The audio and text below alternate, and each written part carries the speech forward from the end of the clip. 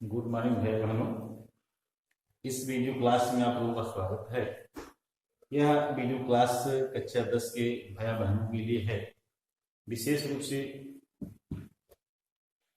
यह इस लेसन में आनुवंशिकता एवं विकास के अंतर्गत लेसन है और इस हेडिंग के अंतर्गत आनुवंशिकता की कार्यविधि या लक्षणों के अभिव्यक्त या process of inheritance of expressions of trait का तात्पर्य कहने का यह है कि जो आनुवंशिकता होती है उसकी क्या कार्यविधि होती है, कैसी वह कार्य या जो ट्रेट है अर्थात लक्षण है उनका कैसे एक्सप्रेशन होता है, अभिव्यक्ति कैसे वो अपने को दर्शाया जाता है, दर्शाते कैसे, लक्षण कैसे दर्शाया जाता है।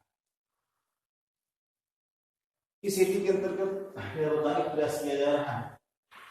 जैसे कि हम लोग जानते हैं, पिछले वीडियो में ये जान चुके हैं कि प्रत्येक केंद्रक में, कोशिका के प्रत्येक केंद्रक में डीएनए होते हैं अर्थात न्यूक्लियोटाइड्स होते हैं।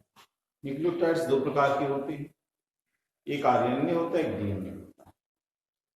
डीएनए जो होता है वो आदेश पाकर के कार्य करने का कार्य करता है, जबकि डीएनए जो होता है वो आदेश देने का कार्य। अब डीएनए क्या है और जीन क्या है?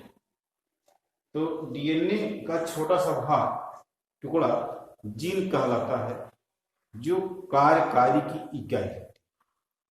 यहां बताने का प्रयास किया जा रहा है लक्षणों की अभिव्यक्ति, एक्सप्रेशन ऑफ ट्रेट। तो एक्सप्रेशन ऑफ ट्रेट या आनुवंशिकता की कार्यविधि कैसे होती है? जैसे कोई लंबे माता पिता है, उनकी संतान कैसे लंबी होगी, या कह सकते हैं कि लंबाई कैसे बढ़ेगी। तो जैसे हम सब जान रहे हैं कि लंबाई बढ़ाने के लिए शरीर में उपापचय क्रियाएं होती हैं। अब लंबाई की उपापचय के लिए सभी अभिक्रियाओं को नियंत्रित करने के लिए शरीर में एंजाइम बनते हैं, बिकर बनते हैं और हार्मोन भी बनते हैं।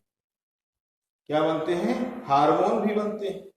दो चीज का होता है। जैसे पाचन है तो पाचन में तमाम एंजाइम्स बनते हैं जिसे बिकर कहते हैं, और कुछ क्रियाएं हैं उनको रेगुलेट करने के लिए हार्मोन भी बनते हैं। तो यहां जैसे दिखाया गया प्रयास किया जा रहा है कि लंबाई को बढ़ाना है, तो लंबाई जो है किसी पौधे की लंबाई को वृद्धि करने के लिए, लंबाई को वृद्धि करने के लिए, एक नियंत्रित करने के लिए वृद्धि को लंबा हो, इसलिए कुछ हार्मोन्स होने चाहिए और उन हार्मोन के द्वारा उस पौधे की या वृक्ष की लंबाई में वृद्धि हो।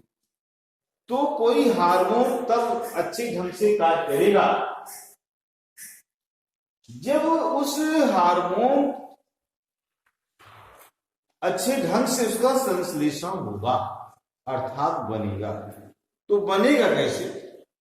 इसके लिए हार्मोन की मात्रा अर्थात अच्छे उचित मात्रा में प्राप्त, तो हार्मोन की मात्रा उस प्रक्रम की दक्षता पर निर्भर करती है, जहां से जिसके द्वारा यह पैदा होता है।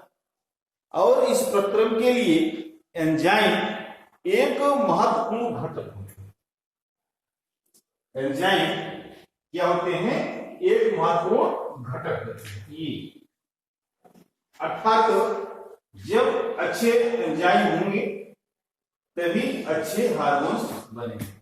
अच्छे एंजाइम तब होंगे जब इस एंजाइम को सिस्टम करने के लिए प्रोटीन संश्लेषण की क्रियाविधि अच्छी तरीके से होगी। और यह अच्छे तरीके से तब होती है जब आरएनए में यह कोडिंग होती है कि अच्छे ढंग से एंजाइम को तैयार किया जाए। एमआरएनए में कोडिंग तब होगी जब जीन निर्देशित करेगा, और यह जीन जो है डीएनए का छोटा भाग टुकड़ा है। इस प्रकार से हम यह कह सकते हैं लंबाई की वृद्धि करने वाले हार्मोन की दक्षता या हार्मोन की मात्रा एंजाइम के संश्लेषण की दक्षता पर निर्भर होती है या प्रोटीन के संश्लेषण की दक्षता पर, क्योंकि जो एंजाइम होते हैं वो प्रोटीन से बनते हैं। तो इस प्रकार अब जो एंजाइम है वो तब बनेंगे जब प्रोटीन बनेगी, और प्रोटीन तब बनेगी जब आरएनए बनाएगा, आरएनए तब बनाए उसमें प्रोटीन जब उसको चेन बताएगा, कॉपी करेगा। तो इस प्रकार किसी के शरीर में लंबाई की वृद्धि करने वाले हार्मोन तब सक्रिय होकर के लंबाई को अच्छे तरीके से बढ़ाएंगे जब हार्मोन की दक्षता को सक्रिय करने के लिए, अर्थात हार्मोन की मात्रा को प्राप्त कराने के लिए अच्छे मान उपलब्ध हो, एंजाइम एक्टिव होगा। इस प्रकार से हम देख रहे हैं कि किसी कार्य को अच्छे तरीके से रेगुलेट करने के लिए डीएनए के जीन अर्थात जीन के द्वारा एमआरएनए की कोडिंग की जाती है, और यह एमआरएनए उस प्रकार के पॉलीपेप्टाइड बनाता है, फिर उस पॉलीपेप्टाइड से एंजाइम का निर्माण होता है, और फिर वह एंजाइम जो होता है उस हार्मोन की उचित मात्रा का संश्लेषण कर देता है। अब फिर वही हार्मोन से लंबाई की वृद्धि को नियंत्रित करके एक उचित लंबाई तक पहुंचा देता है। इस प्रकार से यह है लक्षण के विज्ञान नियम। तो यहां देखा जाए प्रोटीन ही है जो लक्षण को दर्शा रही, बता रही है किस प्रकार से लक्षण दिखने चाहिए, तो प्रोटीन पर निर्भर है। बात यहां आती है और की आनुवंशिकता की कार्य।